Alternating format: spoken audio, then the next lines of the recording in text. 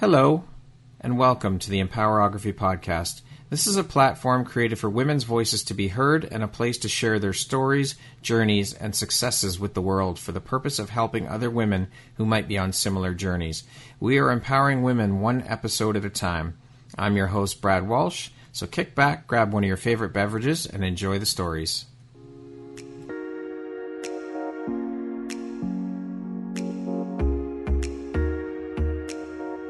If you're looking for jewelry that makes an impact on your self-care routine and your style, Empowerography would love to offer you a discount code to one of our exclusive partners, Quartz & Canary Jewelry and Wellness Company. Please use code EMPOWER15 to receive 15% off upon checkout at www.quartzandcanary.com. Quartz and Canary is truly the place where spirituality meets style. Hello there, Brad Walsh here, your host of the Empowerography Podcast. Today, my guest is Mary Marano. She is a registered psychotherapist and relationship expert based in Vaughan, Ontario. How are you doing today, Mary? I'm great. Thank you for having me. The pleasure is all mine. How's your day going so far? It's good. Getting ready to dive in after we're done here today. But yeah, looking forward to the day. Well, thank you very much for agreeing to be part of the Empowerography community and be a guest here on the podcast and share a bit about your story and journey with us today. I'm excited. I'm very excited to have you. So there we go. All right, well, let's jump right in. So as I mentioned, you're a registered psychotherapist. You own and operate your own practice. How long have you owned and operated your own practice for now, Mary? Yes, so it's my clinic is Life and Family Counselling. I'm located in Vaughan, and I've been in practice for just over 10 years, and the last 3 years have been at the clinic location. So it's been really exciting, and the growth has been super fast. Awesome. What motivated or inspired you to get into psychotherapy and pursue a career in this field and open your own practice? I'd love to say that my career has been traditional, but it hasn't. Okay. I actually was a foster parent for many years, and prior to that worked in, a bunch of different social service settings. And I found that there was always either a lack of service or long waiting lists. And over time, it just morphed into, studying and then opening up my practice. Okay. So you didn't start your practice right out of university then. Do you work for someone else first? And if you did work for someone else when you started, how long did you do that for before opening your own practice? So I actually started out in university, and I thought for sure I was going to be a French teacher. Oh, wow. Definitely non-traditional. And so when I got closer to graduating, I'm like, oh my God, I do not want to do this for the rest of my life. So I left university once I graduated. I didn't leave, I graduated, and then I decided I was going to go to college, and I entered into, at the time was called the Child and Youth Worker Program. Okay. And that's sort of always been my calling when I would volunteer, or I would have summer jobs. I would work with children that, were more behavioral, or, just that difficult kid. Yeah. Once you connected with them, it just felt so great that you could, kind of build that relationship. So that break down those walls, right? Absolutely. And so I did that, and I was probably in the field for about 25 years. So I worked in residential treatment. I worked for the school board in elementary schools and high schools. And wow. So that was sort of the journey. And then I stayed home to raise my family. And that's when fostering sort of came into our life. And we also took in 4 teenage girls. Okay.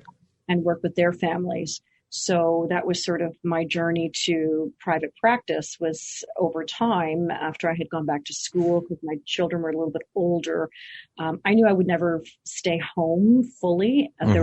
I'd have to do something. So that's sort of, where private practice just sort of slowly unfolded. I would say by accident, in that I had to do, my placement hours, right? And client hours. And then all those clients ended up staying on. So I ended up finishing my basement and put an office down there. because I said, to my husband, and I said, we can't just have people there with concrete walls. So I think we need to do something. Yeah. And so that's sort of where it started. Okay. Now, when you had graduated and finished all your schooling, had you had in mind that you wanted to start your own practice at some point? Like, was that always in the back of your mind? I actually never thought I would be in private practice. I always thought that, I would be working for someone. Okay. And then I met someone through a friend who happened to be a naturopath doctor, and she was opening a clinic. So she said, I need a psychotherapist. And I thought, okay, I'll be an associate. So still somebody else's practice. I would just sort of, do some of my work through her, and then I would keep my home office. And so then slowly over time, my home office started to get super busy. Mm-hmm. And, and early on I had, sort of envisioned if, this kind of would go well, I would have this big lineup out my door of my house. And which actually started to happen because I think I was sort of everybody's best kept secret. Okay. Because I worked from home. You could pull up to my house. It felt like you were going to your friends. People didn't really know or wouldn't tell people that they were going to therapy. Right. And, and sort of I'm just going to Mary's house. Going to Mary's, right? And I always coined myself as everybody's friendapist. I love that. That's great. Yeah, because it really is like having a cup of coffee. So that's sort of where, all of this started to, come to play. And my home office just got really busy. Mm-hmm. And, there's this property that I saw and I said, one day, Jim, I would love to run a practice out of that spot. Yeah. And he says, well, let's call. Because it was police. Mm-hmm. I'm like, no, I couldn't do that. and Jim's the worrier. I'm usually the risk taker. Okay. And, so the roles were reversed. They were reversed at that time. It's very rare. And, so I called and I'm like, there's no way I could afford that. No way I could afford that. And then we took a wrong turn somewhere. And that's sort of where I found the spot that I'm in now. Oh, okay. And so it happened very quickly. So I looked at the spot in, I think October 3 years ago. Mm-hmm. And that next March, I was up and running. Wow. That's quick. Yeah, it was a whirlwind. That's funny. I guess you can just take that. The way things happened where the roles were reversed as a sign that, hey, you know what, maybe this is what needs to be because the roles are reversed. This never happens. Absolutely. And it's so great that, I have someone like him in my life that is super supportive and it doesn't matter what crazy idea that I have or because he's super conservative and I'm like, let's try this. Let's do that. And he's like, okay. He just trusts, right. That, we're in this together and, and we've always been super supportive of each other's, careers and growing our family together. So, a really great combination. Well, that's important. I mean, support is probably, if not one of the most important things you need, especially as an entrepreneur. I mean, support is 100% key. You need it. You have to have it. Well, especially after opening the clinic, because if I could, if we had days, we would, probably be able to talk for hours. But opening up the clinic, I'll never forget. I was home and I was interviewing, a couple of people that were going to start up at the clinic with me.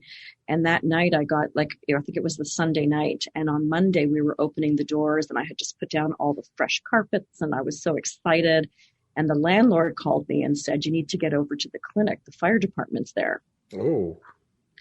And the whole place had flooded. Oh no. And I walk in, I have my boots on, and the fire department has got their big industrial squeegees, swishing all the water out. And I'm getting ready to cry. And I looked at the fire chief, and I said, oh my God. And he looked at me, he goes, why? No, I said, oh my God, I think I'm going to cry. And he looked at me, he says, why? It could be worse. True. It could always be worse, I guess. And I'm like, Okay, then. But you know what? It was kind of like the jolt that I needed. Like, okay, now what? Right. And I have to say, over the last, or that first, from March to September, we had 5 separate floods. Oh my gosh, 5? So imagine entrepreneur me for the first time thinking, what on earth have I gotten myself into? Yeah.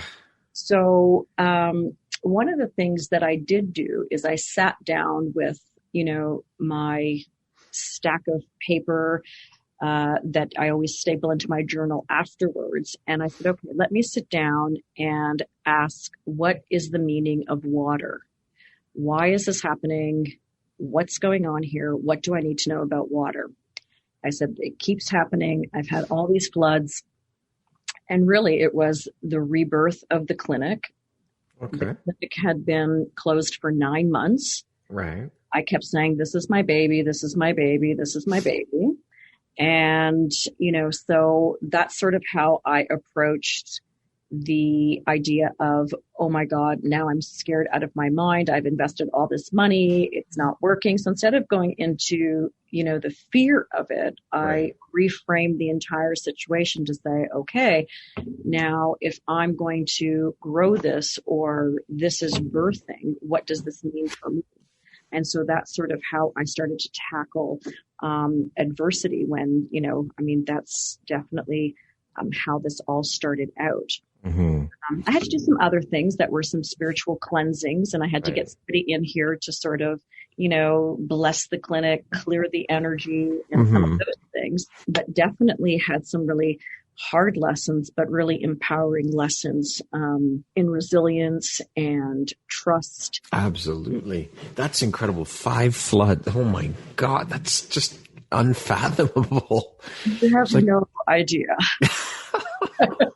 But your resilience and willingness to just overcome, because there would probably be so many people that just throw their hands up and say, I'm done. Like this is too much. I can't believe this. What are the chances? 5 bloody floods. Like that's insane. Oh, it was insane. And driving, and I really literally, I live 5 minutes from where I work, which is another amazing, sort of, I guess, how do I want to say it? Synchronicity of the clinic. Mm-hmm. And, but I would drive in, and I have 2 doors that you can see when you drive in and the one you enter. Yeah. And every time I would drive up, I'm just like, I would check the base of the door. Is there any water running? Yeah, I'm sure. So I'm not going to say that I was not traumatized for the first year of operations, but it's definitely shifted for sure. We haven't been since. Amazing resilience. That's good to know. Amazing resilience, though. Incredible. Now, you have a master's in science of psychology with a specialist in mental health. You're also a certified marriage and family counselor. What would you say is your specialty or the focus of your practice then? That's a great question. I would say my focus is relationships. Okay. And in that, again, is like a whole wealth of things. I actually teach people that, anxiety and depression are their friend, not their enemy. Right. When I say relationship, it's the relationship with yourself, the relationship when you're in partnership. And that is still about yourself because you're learning about you through another person. Mm-hmm. Okay. What is the most rewarding part of your job or your career, your business for you? I'd have to say restoring hope in someone that feels hopeless. And many times, when people come in, they are usually in a crisis moment. Not everybody, which is a really great change to see. But when they come in and they're hopeless and they don't want to live, and when they leave me and they say, because I usually try to end our session in one word, and they say hopeful, there's no greater gift than being able to be witness to that kind of transformation. I'm sure. Now, I read that you are the creator of Relationship Rehab Intensive for Couples in Crisis and the effin' series. Relationships aren't that effin' hard. That's a mouthful. Can you tell us a bit about that series?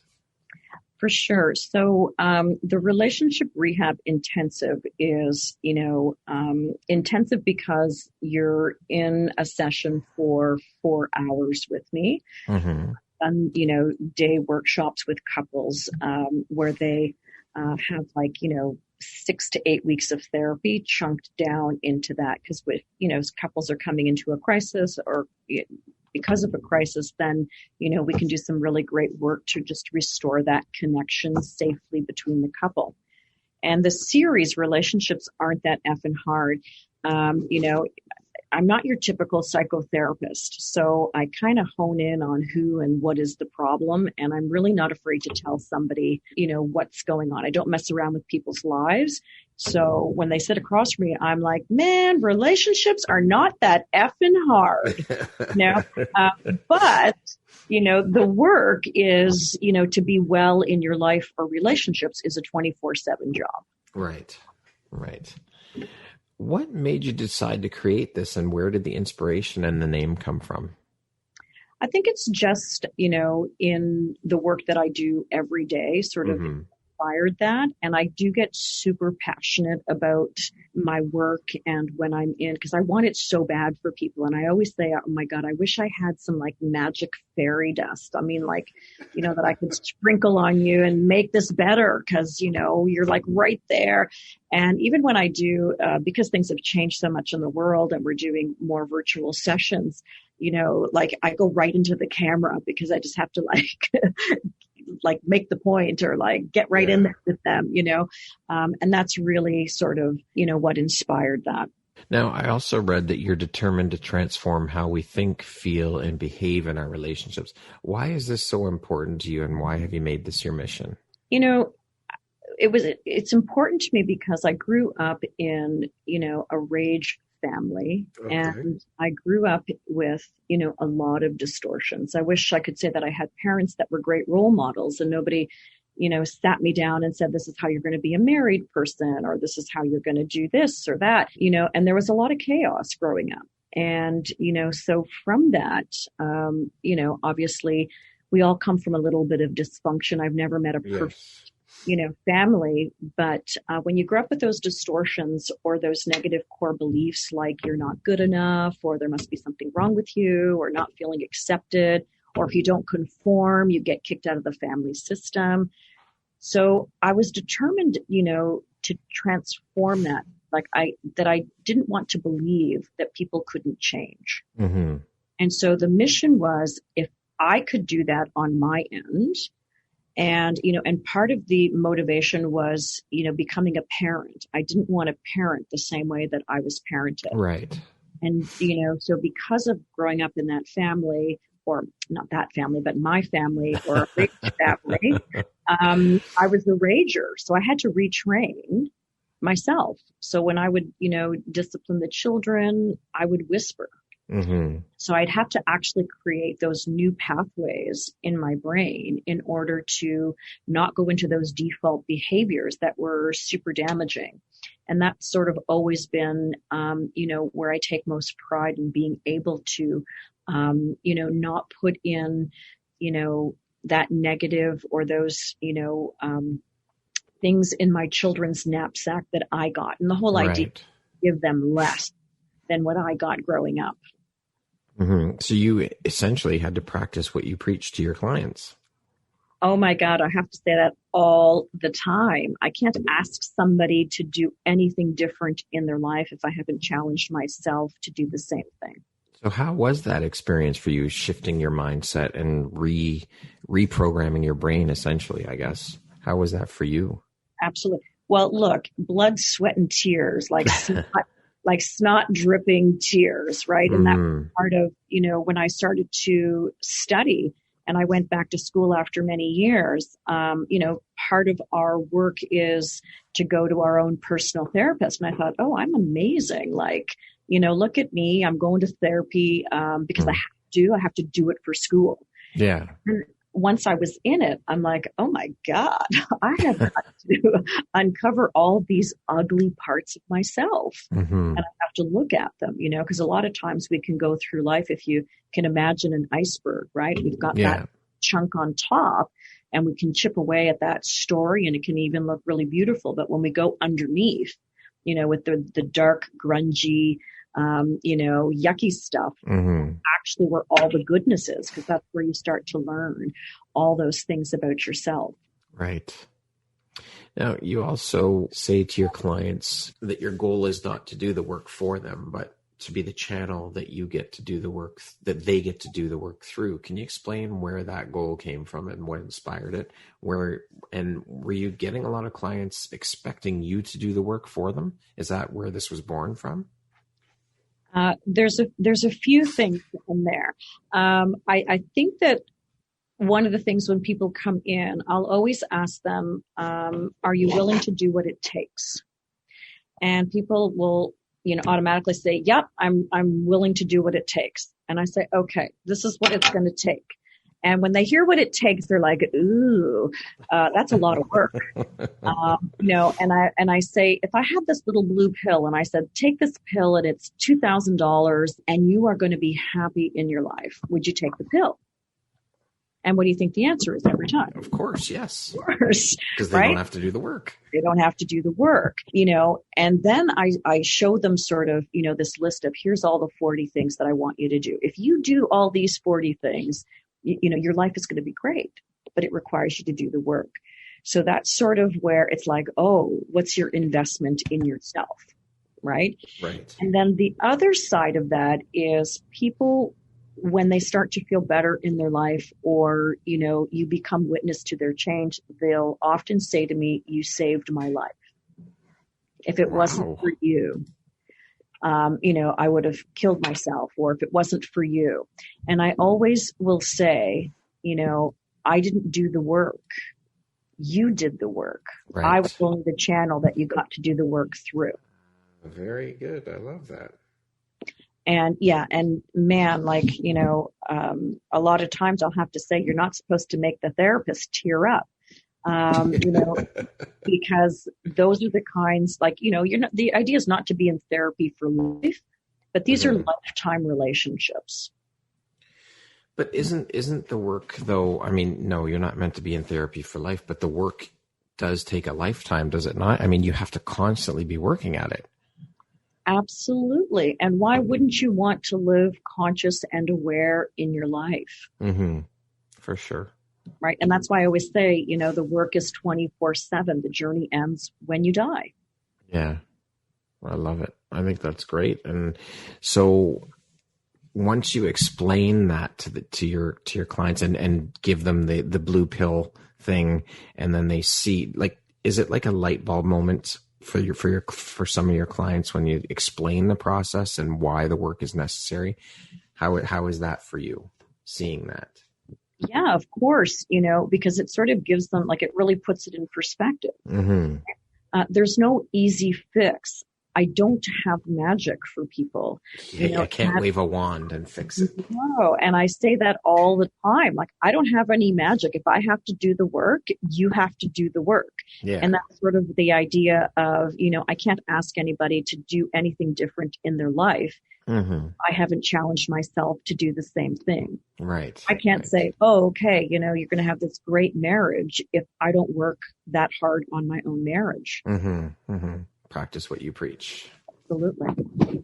So since you've been working in the field of mental health as well for a number of years, have you seen a notable shift in mental health and bringing it to the forefront or getting more exposure for the issues of mental health since you started to where you are now?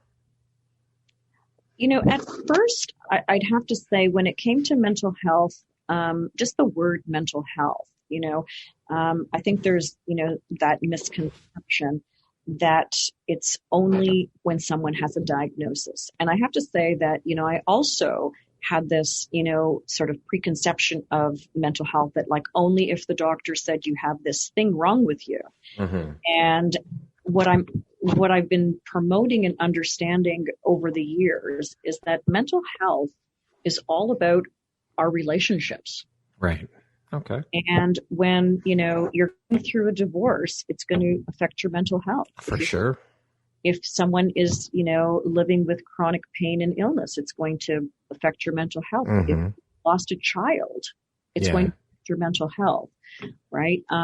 Has it gotten better over the years? I'm going to say yes, there's been improvements in awareness, but we still have an absolutely long way to go. Yeah, that's what I was going to lead into with my next point is I still think that mental health awareness is nowhere near where it should be. It doesn't get talked about enough, in my opinion. And I think it's still kind of swept under the rug like it's a dirty little secret. Would you agree with that? And why do you think that is? Why do you think it gets swept under the rug and is still, I mean, let's be honest, I don't think there's as much shame around it as there used to be, say, back in the 70s and 80s or the 80s and 90s even. But it's still nowhere near where it should be. Why do you think that is? Well, I think you kind of hit the nail on the head when you're saying, yes, there's less shame, but there's still shame around it. I think that the only reason why we have to go to therapy is because we are in a crisis moment or that, we're not capable or we can't handle things. And that's sort of, what I've been advocating over the years is that, mental health is actually everything. It's our day-to-day living, our experiences. And, it's your experience going to a therapist. If we had great experiences, which oftentimes is what happens, people will leave here and they want to go tell their friends. They want to say, go meet this person. You've got to meet this person. Yeah. And, and that's sort of where that friendapist comes in, right? Because it truly does feel like, you are working with somebody who gets you. Right. And I always say, just because I have like these degrees that you see on the wall, just means I know how to do this work. Right. But half the stuff isn't from a textbook.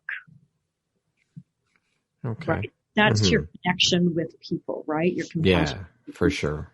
Yeah, connection would be a huge part of it. I mean, it's like doctors, everything. Like if you don't have the connection with your clients or the bedside manner in terms of dealing with doctors, you're not going to get people coming to you and talking about what you do. And as you say, the friendapist, I love that term, by the way. I think that's great. Right? You're not going to have that relationship with your clients. Absolutely. And, and I can't tell you how many times I can be the fourth or fifth therapist that someone has really, experienced. And I only have a very short window of time in that initial meeting to create for that person.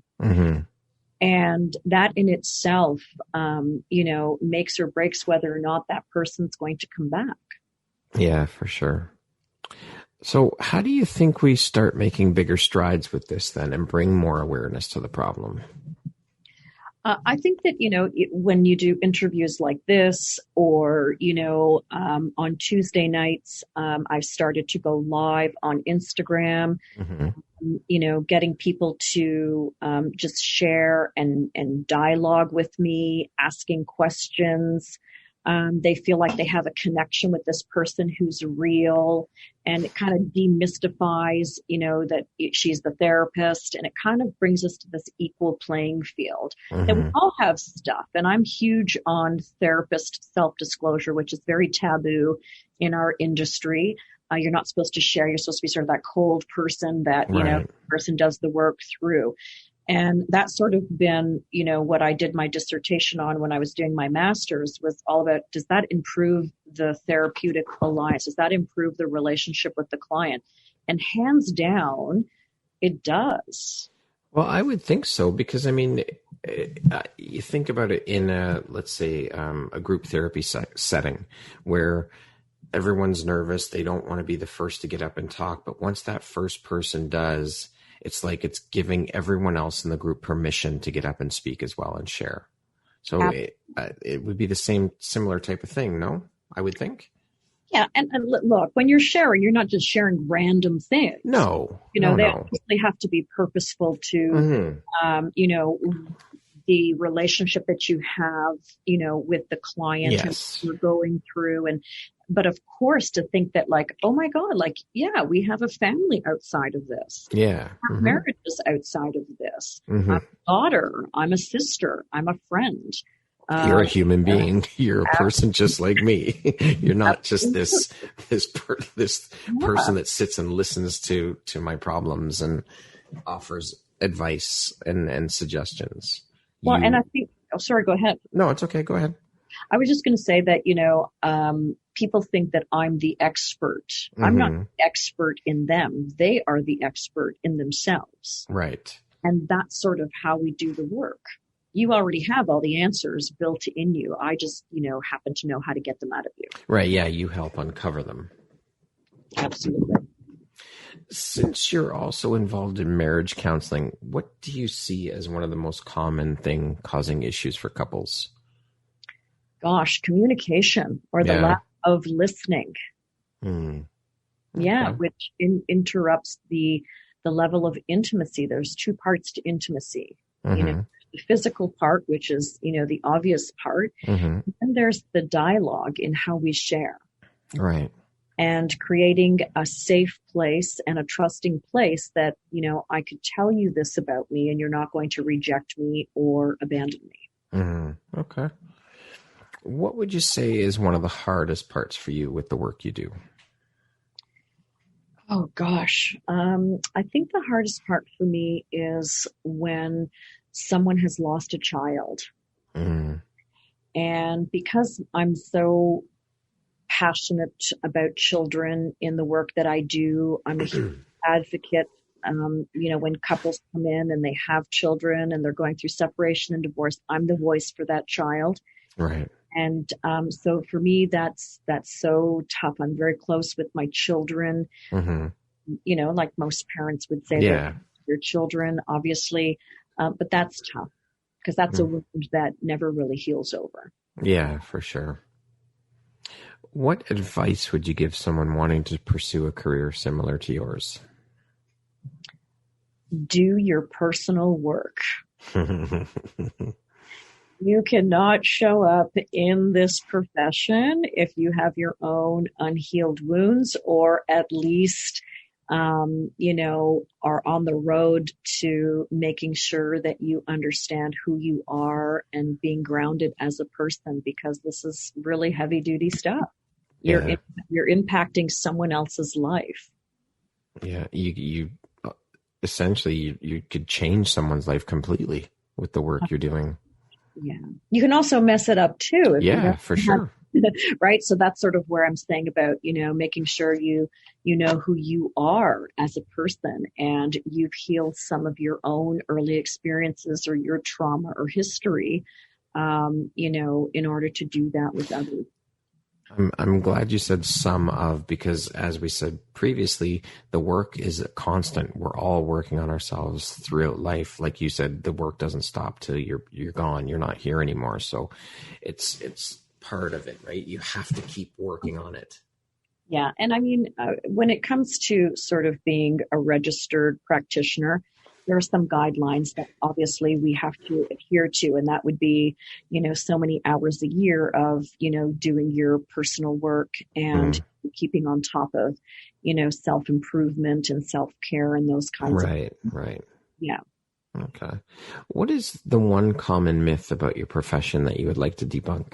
I guess the humanness of it, right? That we're sort of these, kind of mysterious people who don't have emotions, or that we never get upset, or that we don't have real life and relationship issues, because we do.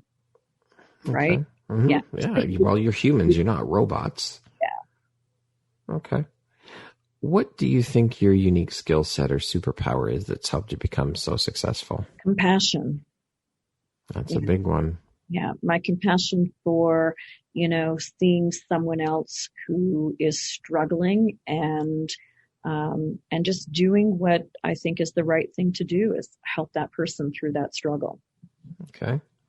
What would you say is something that people seem to misunderstand about you? Oh gosh. that I like to be social. So you're not a social person? I'm an introvert extrovert, if I could say it that way. Okay. So, I can absolutely be social, and I'm pretty good at it, but I totally am introverted, and I like to be not on my own, but I love that time that I get to spend on my own, being alone. Yeah. What would you say is one of the best pieces of advice you've ever received? Well, this would have come from my own therapist, who, when you grow up with a core belief of not feeling good enough, I thought, oh my gosh, I have to keep getting a degree, keep getting a degree, keep getting a degree. And she looked at me and she said, enough already. Just go out and do your thing. Just be you. Do it. Just do it. Yeah. And from that moment on, I'm like, okay, I'm just going to go do it. I mean, I still, pursue and went back to school and did other, but that was the greatest advice I think I got. Okay. What would you say is one of the most important things you've learned in your life? And what was your life like before learning it? And what was your life like after learning it? Oh, the most important thing I learned in my life, I would have to say that after my husband had his heart attack, so he's totally fine, but I was 34. Okay. And I had 3 children. So it was really, that eye-opening experience of, you need to figure out how to be independent. And you have to, if you were going to be a single parent, this is sort of how I had to make it through those moments. How would you do it on your own? So I had to make sure that I knew everything that Jim knew how to do and vice versa. And so that was sort of my journey where I really started to dive into my own personal work and uncover things from my early experience and, and create that new foundation for myself. That's scary. I mean, when something like that happens, you have to start thinking about that stuff because you never know what could happen. I mean, thankfully Jim was okay and he came through it, but I don't know, being faced with that, it's like you realize that we're all only human and anything can happen. Yeah. And I'll always say that, his heart attack was my lesson. My lesson around my support system. Interesting. That's an interesting way of looking at it. Absolutely. And learning how to financially support myself. I didn't even know at the time, because he took care of the finances. So I didn't even know how to make a mortgage payment. So I'm like, okay, something's got to change here. Yeah. So it was really paying attention and living conscious and aware in my life. An eye-opening moment for sure. Yeah. Or experience. I shouldn't say moment, but an eye-opening experience. Absolutely. What makes you feel inspired or like your best self, Mary?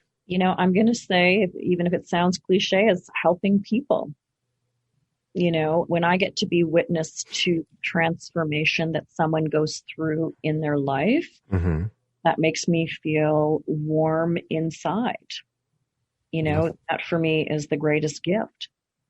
It is. There's no feeling like it, being able to have an impact on another human being's life and have it change how they view themselves or how they think, or just to implement change in someone's life and have that kind of impact. There's no better feeling in the world.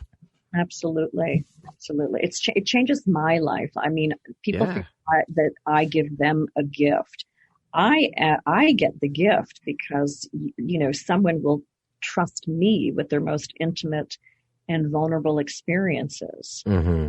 And wow, gosh, when you say, how does that, impact or inspire you? I mean, there's no words for that. Yeah. When you sit back and think about that right there, what you said about someone sharing their most intimate experiences or details of their life, when you really sit back and look at that and think, wow, this person trusted me that much to share this information with, it's mind-boggling. It must be incredibly mind-boggling. Yeah. Really think about that. I might be the first person that they've had a true intimate conversation, and for that exchange between, the therapist and the client is so powerful. And it is life-changing, because if they can do that with me, who ultimately starts off as a complete stranger, think of what you can accomplish in your own life. And, and that is just unexplainable. Amazing. Can you share a situation that's occurred in your life that you feel provides insight as to your character, who Mary is? Well, I think if we went back to the 5 floods. Yeah, I guess that would about sum it up, wouldn't it? That would sum it up. So definitely resilient, always looking, not positive vibes and like no bad things happen in the world, because that would just set us all up for disappointment and failure. But definitely like you can overcome adversity. For sure. Mm-hmm. For sure. How would you like to be remembered? This is, an interesting question. I remember being in a therapy session, and my therapist is so amazing. And I said, I feel kind of shameful if I say this to you. She said, well, just say it. And she's got a cute Australian accent. Mm-hmm. And I said, I want to be famous. And she says, oh, okay. She said, well, what would you be famous for? And I said, well, I want to be famous for helping people. And she said, well, Mary, isn't that wonderful? And for me, I couldn't think of the right word. I don't really want to be famous. I don't care about being famous. It was about being recognized for helping people. And I mean, and I am recognized for helping people in my community and in the work that I do. Like, I mean, it's not about fame or being famous, so that's sort of what I would be remembered by, is for helping people. I love it. What does the word empowerment mean to you? Empowerment to me is owning your own life, knowing that you have the power to make your own decisions and you have choices. And anytime you make a decision, and even if you don't like it, you can always make another decision. What do you think is the most common reason for people failing or giving up? If you dig deep into all of that, that's a loaded question. We obviously can grow up with imprints and negative core beliefs that, sit in our subconscious mind that can hold us back. And the other part is it's a lot of work. So a lot of times people think it's too hard. I'll never be able to do that. Well, as you said in the beginning, when we were talking about you offer your client, you tell your clients, if I gave you a blue pill that cost $2,000, would you take it? That would fix, they don't want to do the work, basically, right? And then there's so many people that do the work and they slowly climb out. And, I kind of describe it as being at the bottom of the well. Mm-hmm. And it's dark and grungy down there. But if you just look to one side, there's always a little ladder that you can climb out. I like that. That's a great analogy. Slowly, we we climb up one slat at a time. Mm-hmm. What is your personal motto? My personal motto, and I was challenged on this, by the way, is kind, loving, and respectful, especially when we're angry. That's a tough one. That is very tough to do. Yeah. And it was funny. I was working and I will say to people, steal my motto. I don't care. And I said, this is, how I've raised my children, and this is the motto of our home. She goes, well, I'm going to go upstairs, because at the time it was my home office. She goes, I'm going to go ask your kids. Yeah. Oh, shoot. Now I got to put my money where my mouth is. Yeah. And so she did. She went upstairs on her way out, and she saw one of my kids, and she says, what's the motto of your home? And there was 2 of them there at the time. And they looked at her and go, kind, loving, respectful. Right? They've heard it so much. Right? Yeah. So. That's funny. I love it, though. It's a very hard thing to do, though, especially in the heat of the moment when you're angry. Yeah. That's when it counts. Yes, for sure. It's easy when things are good. Yeah, of course. If you were writing your autobiography, what would the title be? Interestingly enough, that autobiography is on my laptop. It's called The Infamous Book. It would be called Why Not You? I like it. So you're in the process of writing it. Awesome. Good for you. The date is to be announced. Well, that's okay. You're at least working towards it and working on it. So it's a start, right? What is the most recent investment you've made in yourself? I have recently just been accepted to my PhD program in psychotherapy and counseling. So I will start that in the new year. Congratulations. That's great. Okay, we're going to do a little rapid fire thing here for a few questions. If you had a theme song that played every time you walked in a room, what would that song be? Ooh, the theme song from Rocky. I love it. Money or fame? Money. How would you describe yourself in one word? Firecracker. Early bird or night owl? Both. Both. Okay. I've had that answer a few times. Okay. If you came with a warning label, what would yours say? Very loud when she wakes up in the morning. Entrepreneur life is challenging and rewarding. If I had an extra hour a day, I would probably fit in a new client. My favorite way to unwind is having a nice dinner with my family. And the last book or podcast I listened to or read was? The book, The Choice by Dr. Eva Edgar. All right, that's the end of the rapid fire. I got two more for you. Okay. If you could go back and give your younger self one piece of advice, what would that piece of advice be? I would probably say, I know you may not understand your purpose today, and you feel like your life may be unfair, but you are wise. So trust me, and it will all come together. Excellent. And lastly, if you were to deliver your last 30-second speech to the world, what would that last 30 seconds sound like? I grew up feeling out of place, disconnected, and never feeling good enough.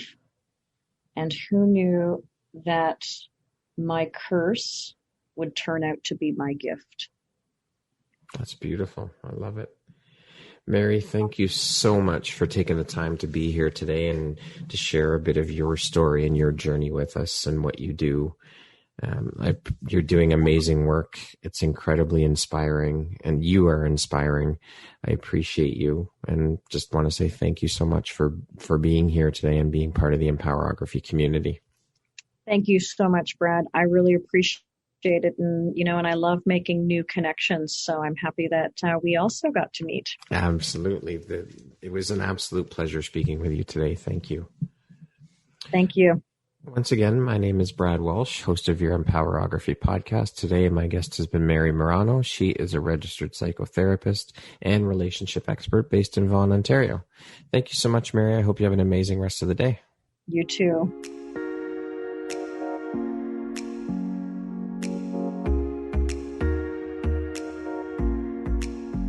Thank you very much for listening to this podcast. If you haven't yet, please be sure to subscribe, rate, review, and share with all your friends. You can find me at visuphoria.ca and follow me on Instagram at Empowerography Podcast and on Facebook at Empowerography. Please join me next time for another inspirational story from yet another amazing woman.